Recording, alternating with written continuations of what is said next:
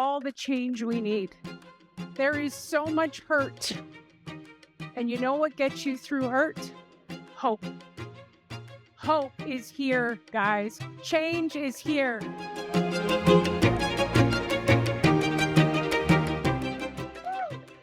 We have everything the world needs, and we have the leader with the courage to unleash it to make us the richest country in the world. We have a leader who is ready to turn hurt into hope, and we have a leader who is going to restore the dream of Canada.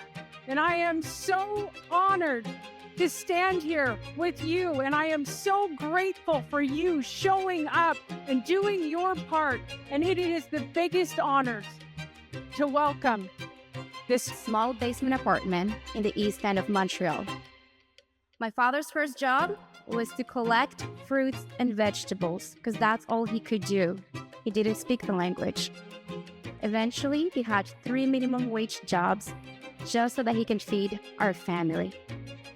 By the time that I was 17, I had moved out of my house and become fully financially independent. When I turned 19, I left Montreal, moved to Ottawa. I took a student loan so I can put myself through university at the same time that I was working full-time so that I can pay rent and food. I did all of that, and by the time that I was 25, a few months before I met Pierre, I had saved enough money, $25,000, to put a down payment on a small townhouse, a 2-bedroom townhouse in the east side of Ottawa. $230,000 at the time. Here is the latest analysis from 338 Canada. Based on available polls, 338 says Conservatives are at 42% support, the Liberals are at 24%, New Democrats sit at 18%, the Bloc are at 8%, and the Greens are at 4%. At first, it looked like the Conservatives had it. Poilievre's voice echoed through auditoriums. His message struck a nerve. People were listening. Grocery bills were unpayable. Housing felt like a fantasy. There was a sense that change, real change, was possible. But then, something shifted.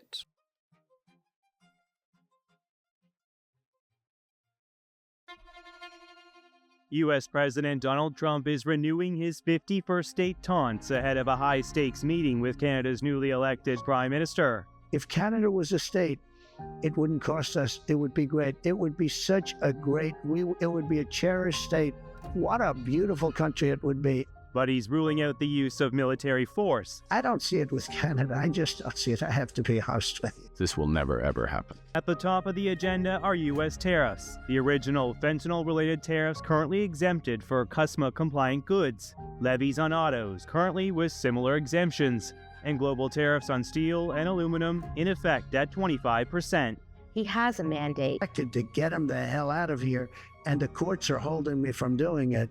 Don't you need to uphold the Constitution of the United States as president? I don't know. He seems to be saying he's not sure he needs to obey the U.S. Constitution, the kind of comment that worries many here. Eric? Just yesterday, Secretary of State Marco Rubio sidestepped a direct question whether his department has, quote, taken any steps to carry out Trump's annexation plans. Here's what he had to say.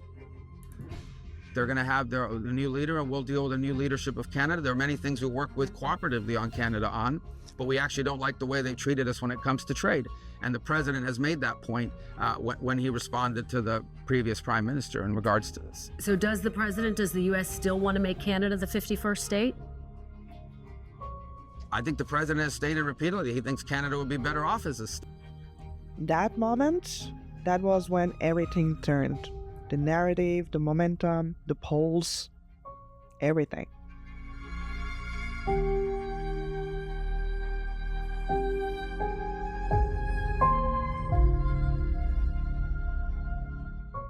But this video is not about Trump. Not really. It's not even about Carney. Because the real reason why conservatives lost isn't about foreign tariffs or televised debates. It's about something deeper. Something that most Canadians simply don't want to admit.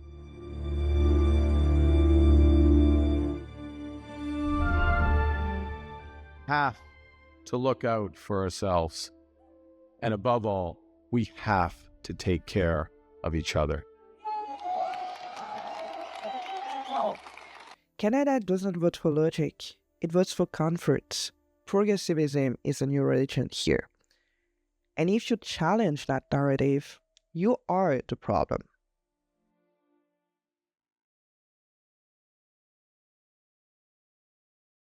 With Prime Minister Mark Carney at the helm, the country is scaling back on newcomers, shifting from open arms to cautious control. My story is much more somebody that was, and that still is, more traditional, the common sense part of the crowd. And a couple of weeks ago, I had to have that tough conversation with somebody very close to me, and something that was not even planned. We got there talking about immigration, Christian like me, and I shared my position about immigration, especially here in Canada, ever since Trump started to kick out illegal immigrants and criminals. And because of that, trying to get here and not necessarily going through the right process for it, but expecting Canada to just accept them just because they feel that threat. Immigration shouldn't be a free-for-all. We need rules. You can't take a lot of people all at once and not having that unbalanced dynamic within the country. And beyond that, we have problems here paying bills and just buying house altogether. And she got so mad, but so mad.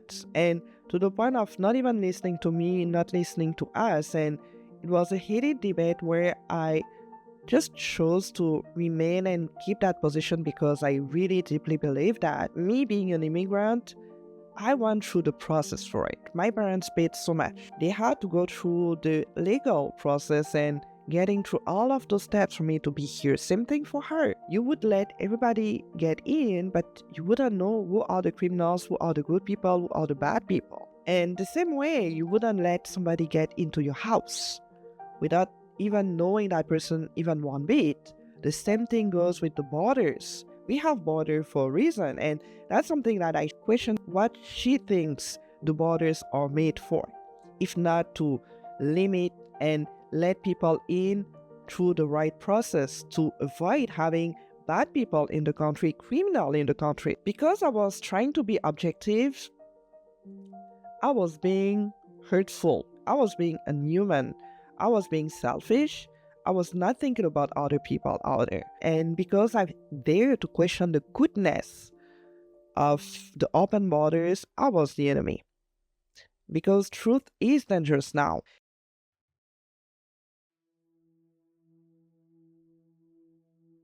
In many ways, we're now actually more violent than the United States, which has never happened before. And finally, we have big pro-Hamas street marches, things that, I mean, occasionally you see them in the United States, but they're a weekly thing in Canada. So yes, immigration was at play, but it was a generational thing. Young people feel a little bit hopeless. They can't buy a house. They can barely afford to get ahead. And they see that mass immigration is driving those things. Whereas boomers and seniors, they've already got their home paid off. So they don't care if house prices rise. That's good for them. They don't really pay income taxes because they don't work anymore. And I think that they're oblivious to some of the street battles in Canada over race and ethnicity, diaspora politics. So the boomers and the seniors could afford the luxury political belief of being offended by Donald Trump. Like, imagine that is driving your vote for your prime minister. Who's gonna push back at Trump's heckles? That is not a serious reason to vote for someone, because that, like I say, it's a luxury belief you can only afford if everything else in your life is going right. Young people didn't really care about the Trump tweets, but boomers and seniors, especially liberal-minded boomers and seniors, they cared a lot. And that, I would say, is the main reason, because the generation definitely does matter, because the person that I had a conversation with, she's a lot older than me. She sees racism and the narrative around the racism, and Trump on media has been portrayed as the worst of them. They are eating up whatever the media portrays or just brings. And most people of my generation, they wouldn't agree to that, but most of my girlfriends would agree to the narrative of just Trump being the worst. And because of that tweet, because of the 51st state joke, people really took it seriously. And in Quebec, I can say that it's probably the most progressive part of Canada altogether, and it's the biggest part. And in BC, in Vancouver, we have a lot of problems with drug, a lot. When you see videos and report and interviews and things that are happening there, you are scared for your life, because it's something that you would see only in movies and American movies. And what he says is so right, because the generation conflict is a big thing, and the liberal mind is the biggest difference here as well. And when you start putting all of that together, especially as an immigrant and other people being immigrants and people being black like me, obviously the racism becomes the main narrative, becomes the drive for a lot of people when they start voting, when they start reacting, when they start making decisions. And it's a purely emotional approach. You may want to say that, yes, we have people on borders that are suffering, and we have people in that are suffering as well.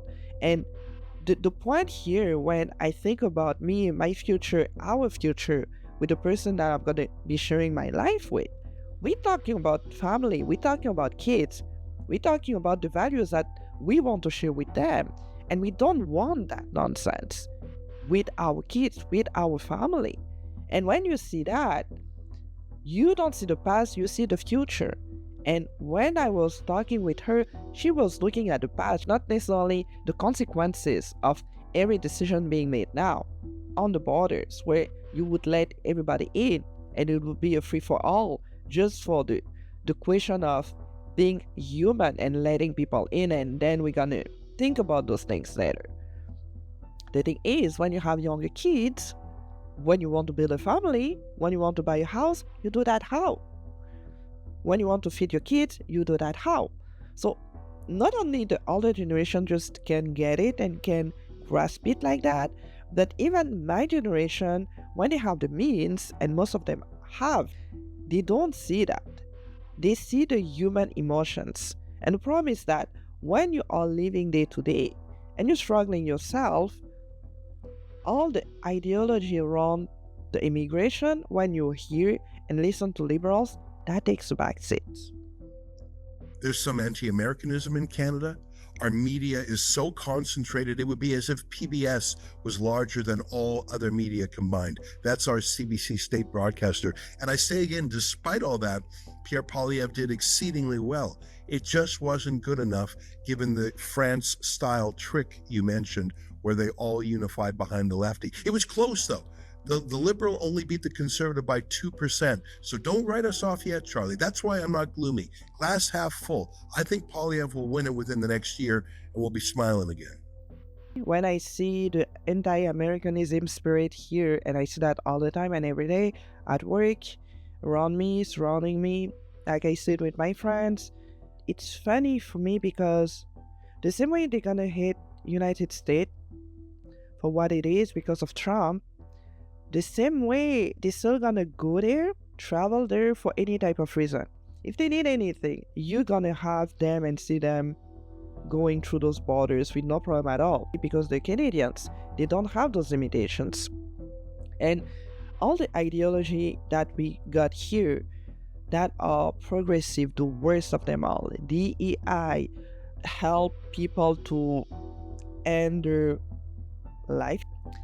All of those rhetoric that are the most devil things ever, they came from United States first. They came with Biden administration. We took all of them. We integrated them here to the point of just making it our own and being even better than the master. Canada forgets how much they depend on United States. Even with their hate, they still need Americans. And whatever America is gonna do, whatever United States is gonna do, they're gonna do the same here, but worse. They're gonna take the worst decisions of Americans to bring it here. But at the same time, they're gonna despise United States for what they're doing. it's very interesting when you see that dynamic operating here. Very interesting. I remember when we had the first announcement of the tariff at work, one of my colleagues decided to get rid of Amazon for things that we used to buy there, and still uses it in his personal life. He still used it a couple of times even after that he decided to get rid of Amazon. When it gets bad and we don't get better pricing, he's gonna get back to Amazon for that. When he needs something in his own house, he's gonna get to Amazon for that. You're trying to show how much you despise United States for what they do, but at the same time you follow United States, because if you wanted to be different, you would be different. You would do things differently. Not because you despise United States, because you are different. And that's where you see people acting on emotions, reacting with emotions, and still blaming Trump for whatever happens here, for whatever is happening here, even before he was a president. Now that he is, it's easier, because everything bad, it's because of Trump. Even basic freedom of speech and freedom of the press, and it is a very costly battle because we do not have the First Amendment. We have something that's sort of a photocopy of a photocopy of a photocopy version of the First Amendment, but it's subject to so many limitations. We rely on it to fight back all the time. I mentioned earlier that there's a leaders' debate that the government runs here. That's weird in itself. But why would Trudeau nationalize debates? The answer is to choose who gets to attend, including journalists. Twice, Rebel News was banned from attending, simply because they didn't like our conservative tilt. Twice, we managed to go to the federal court and get a court order allowing us in. So the freedom of speech is there enough that occasionally we can win, but we're always running to the courts because there's a political culture that doesn't value free speech anymore. We have things called the Human Rights Commissions, which are nothing of the sort. They basically weaponize any complaints that you're making mean tweets. Justin Trudeau introduced a terrifying bill called C-63, the Online Harms Act, that would have made it literally against the law to hurt people's feelings. And truth is not a defense. Fair comment is not a defense. Religious conviction is not a defense. That bill was sort of evaporated by the election, but I believe Mark Carney is going to reintroduce it. Let me tell you, freedom of speech is the most important freedom because with it, you can fight to recover all the others.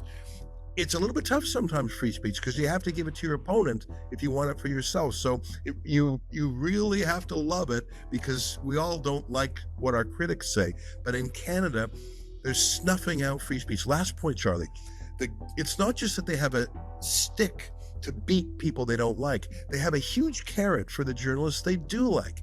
They have colonized the media.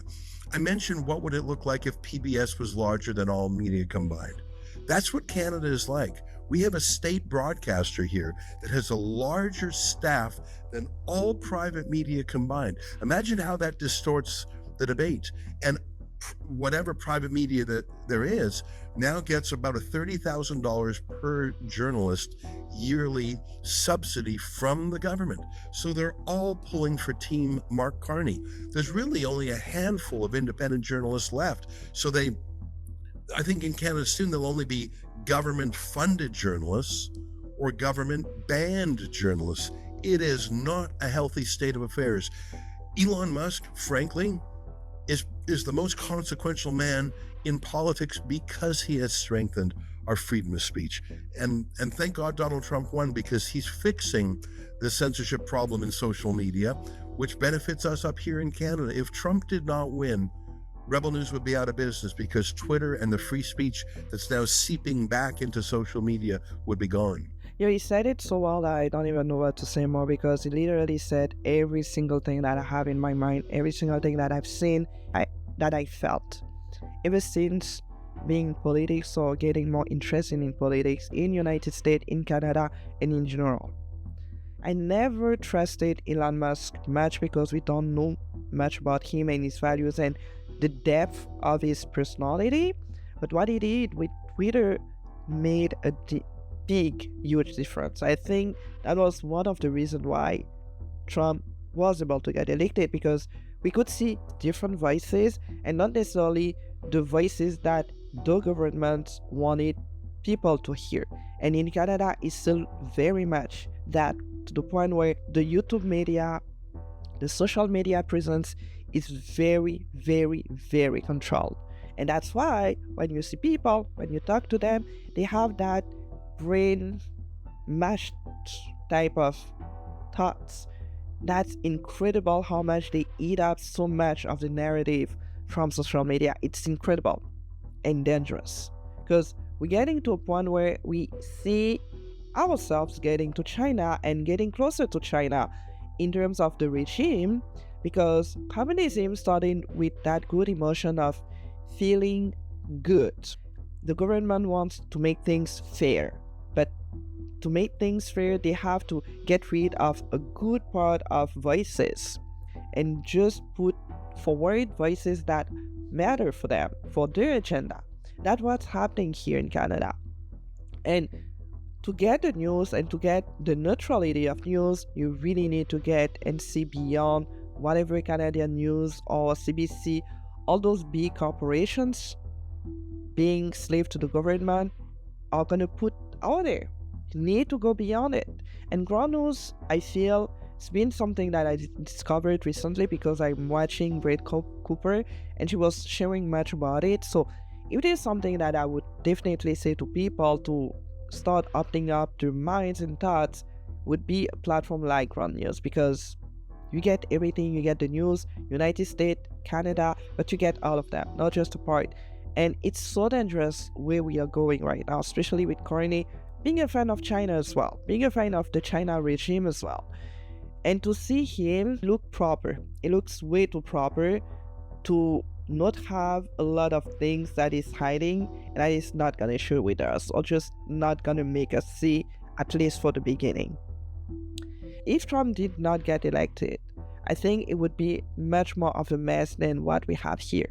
Of course, Poilievre was not the one being elected, but we still have a chance because United States is looking at us like we are freaking dumb and stupid, which is the case, to be honest.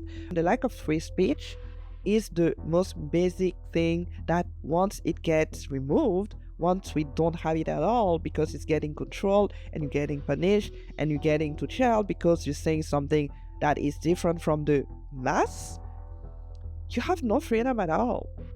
You have nothing. And the free speech comes from the fact that you are open to discussions. You are open to debates. When I talked to the person that I shared that immigration position with, I was not expecting her to agree with me. I was not expecting anything, actually. But because we were talking about it, I brought the position that I had, and I was genuinely trying to understand her position, although I kind of knew that already. But there's situations where the point usually is to try to understand the other party. I'm going to ask questions. I'm going to ask where your thoughts come from. Where do you get those thoughts from? Where do you get those ideas from? Because even if I don't agree with you, you're not my enemy. You might bring something that I didn't know anything about. You might open my eyes onto something. And the more we're getting punished for what we think, the more we are not open to have any dialogue. Even for us trying to have those open dialogues, we're not open to it anymore. Because we know what's going to happen. We know the consequences. And when you're human, you're starting to get a bit scared.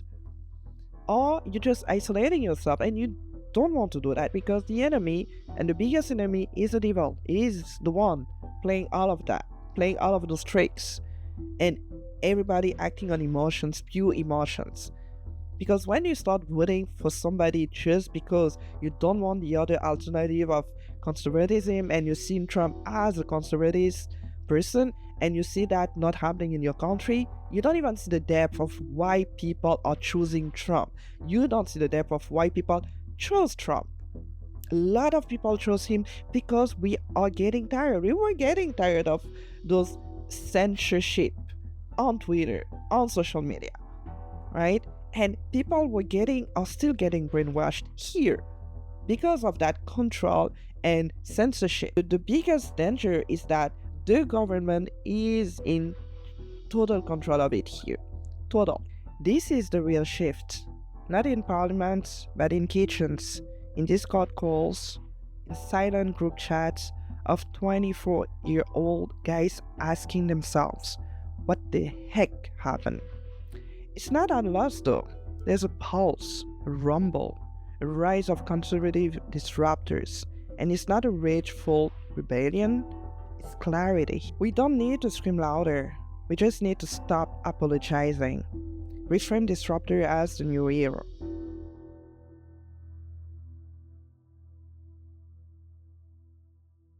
So then if you know that's the case and you're Canadian, you know they have that kind of control.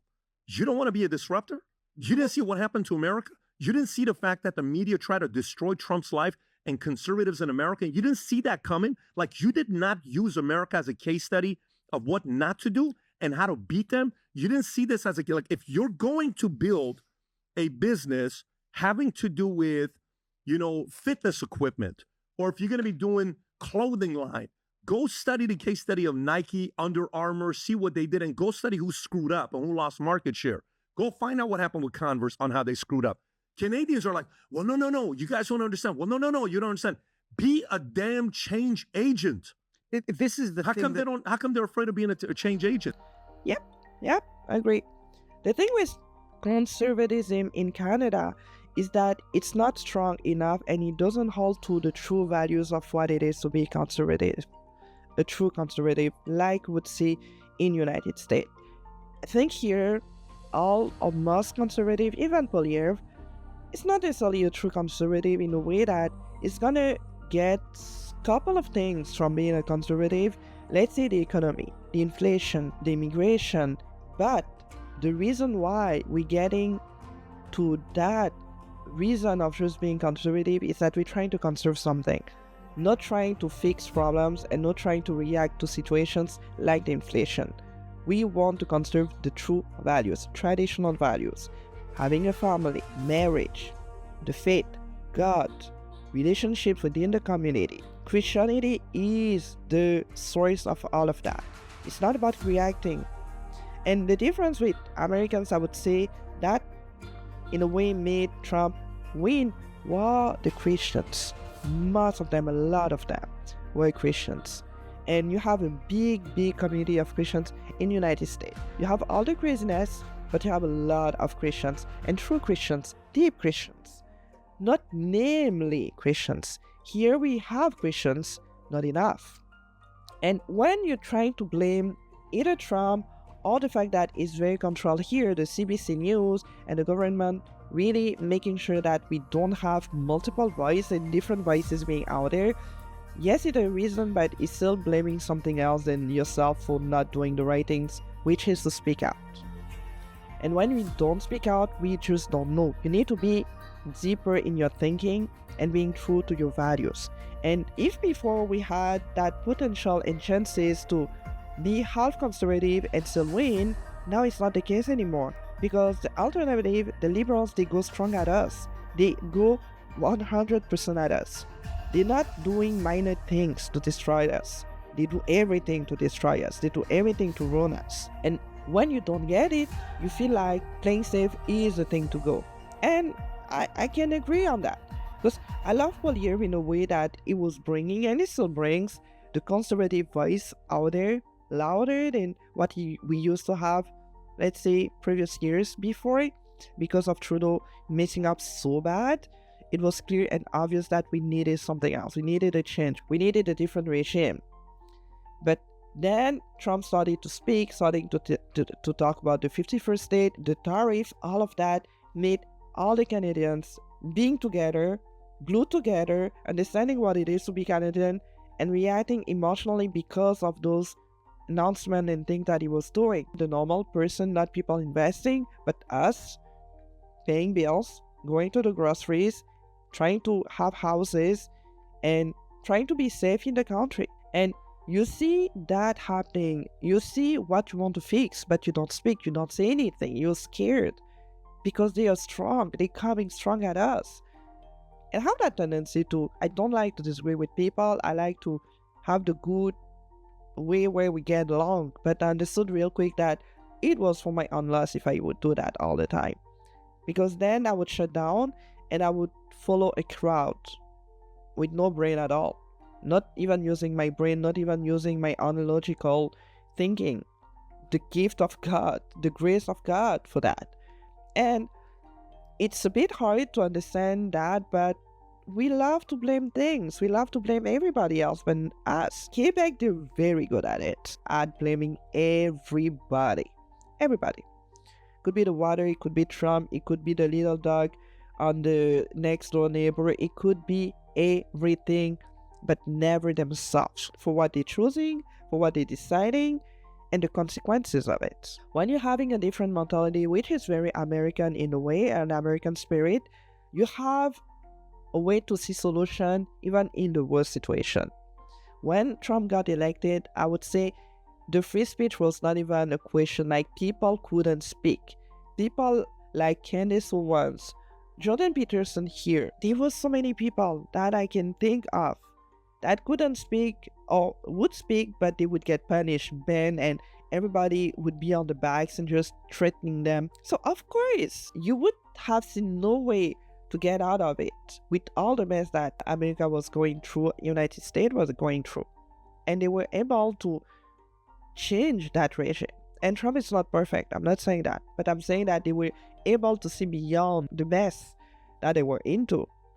And you might despise and hate United States with all of your heart and feelings, emotion, everything. They're still gonna be strong. They can fall and they're still gonna be strong because they learn how to get out of the messiest situations.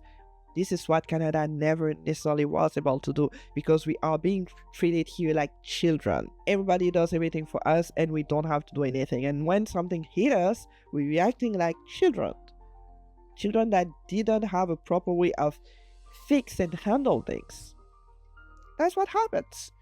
And when you have that mindset like that, you're gonna be a loser all the time. But there's hope. Maybe that's what Canada needs. No more division, but disruption. Thoughtful, principled, clear disruption.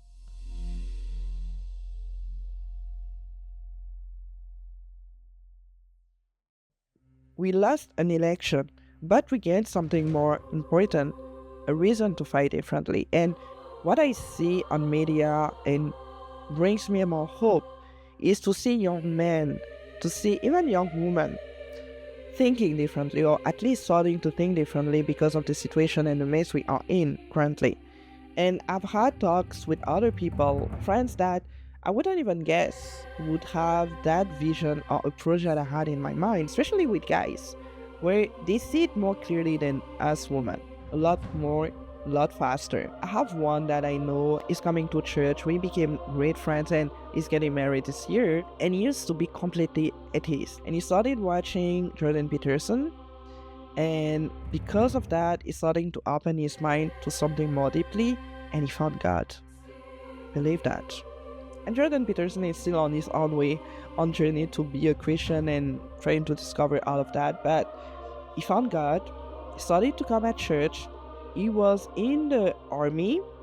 He saw all the progressiveness in the army and all the issue and all the problems that was coming with it. He left that and he started a job, started working, find a regular job. And a couple of months after, when we were talking, he was single at that point, and he was talking about just meeting a good, great, traditional Catholic woman. And a couple of months after, guess what? He met a Catholic woman. That to the point that they're getting married this year in a couple of months. There's a lot of beauty, a lot of hope, and same goes with other people and other friends that I know. I see the hope. We are still not having the biggest voice, and we don't need to have the louder voice. We need to have a deeper and more united, I would say, integrated one, because you can be louder than the crowd. If you're still saying nonsense, what's the point? You are doing exactly like that, and you don't want that. You want to be logical, you want to be very much into being deep with connection with people, opening your eyes, opening your ears, being alert, seeing things. And I think the reason why guys are getting more into that boat and starting to get out of that craziness and frenziness is because they usually are a lot more pragmatic than us women. We tend to be a lot more emotional, right? In a good and a bad way, because being emotional is not a bad thing. Being emotional in a bad way is the bad thing, because you don't react in a proper way to some situations, pretty much. Or reacting and acting on emotions when it's not the point, and maybe sometimes you need to shut up and think before speaking. And us women, we have a tendency sometimes we find it harder. I'm a guilty person when it comes to that, and I'm working on that. But it's harder for us women because we always getting those emotional things from social media, and we love connecting with people. And because we love connecting with people, we're getting more influenced that way. And sometimes when you don't have the grace of God to lead you where you need to go and listen to the people that you need to listen to, you're getting out there with no reference at all. You have nothing. You're just going with the crowd. You're going with the flow. You're going because your parents told you so. You're going because your friends told you so. And it's not necessarily a bad thing if it's the right thing to do. Bad thing if you're not listening properly. If you're not getting alert and you're just following the crowd for the sake of following the crowd, or just for the sake of pleasing people. We don't want that. We need to stop that. And I'm glad to see more people. Even in Quebec, I recently found a channel. I don't remember his name. I'm probably going to put it out there. You're going to see it on the screen. And it's been a couple of weeks. And it was one of the first on the Quebec side that I know of who is a conservative Christian Catholic. Very, very unique. And I was so happy, because I saw that as a hope that we all did that. And the more you're gonna see people speaking out like that, the more you would want to be part of that, because you have that deep in you. And that brings me to that thing where here, when I speaking and talk about politics, about the mindset, about the confidence on camera, about God, because He's the source of it all of that ought to be integrated with the Spirit of God leading, never without it. When you start taking and pick whatever pleases you, that's how you get to situations like we are here in Canada. When you start blaming other people and you're not seeing yourself, your gift, or things that maybe make you blind, we're getting in situations like we are here today in Canada. And what I hope for everybody out there is really, really to start seeing the light. And whatever your sensibility may be around immigration, around inflation, around the economy, you don't have to agree with me. You can disagree with me, but really start thinking deeper. Not because of a crowd, not because of social media, not because your mom told you so. Really, really start to be led by the Spirit of God. It's the most important thing. Whatever I say here is not because I'm thinking it. It's because I'm trying to see God in everything that I do, in everything that I say, and in everywhere I go. And that's how I'm learning to be guided, the guidance, and surrender that guidance and offer it up to God, because He knows better than me. And I really hope that everybody would see that, would feel that, would sense that, and would want that. Because nobody can do anything against you if you are with God. That's true.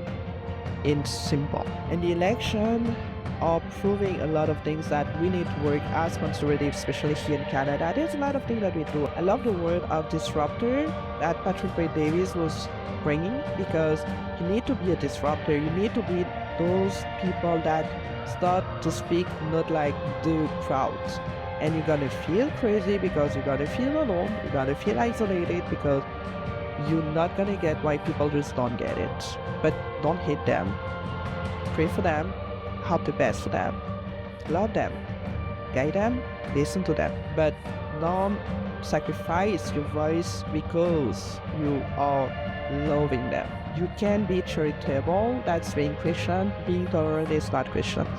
It's pretty much progressive, because being charitable is really having the love of accompanying people and listening to them, loving them no matter what, still understanding when things are going to the wrong direction, and having the courage of saying so. I hope it was interesting for you. I hope it was just good, and I really want to invite you to really think about that, to know and thinking about what happens when you start having a voice, and what it would look like for your community, for your country, for your family. Think about all of that, and to see the value in speaking up, and speaking up with love and with the Spirit of God. Being conservative doesn't mean being cruel. It means being awake. And maybe, just maybe, this last is our greatest wake-up call.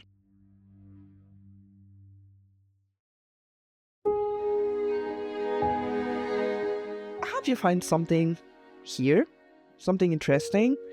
Really don't want to talk about the elections, to be honest. I thought about it, and then I started having ideas, and watching videos that I shared with you here made me feel like maybe I wanted to share something about whatever we saw on either side, where we blaming Trump, we blaming the control here, we blaming the lack of free speech, we blaming anything and everything but ourselves.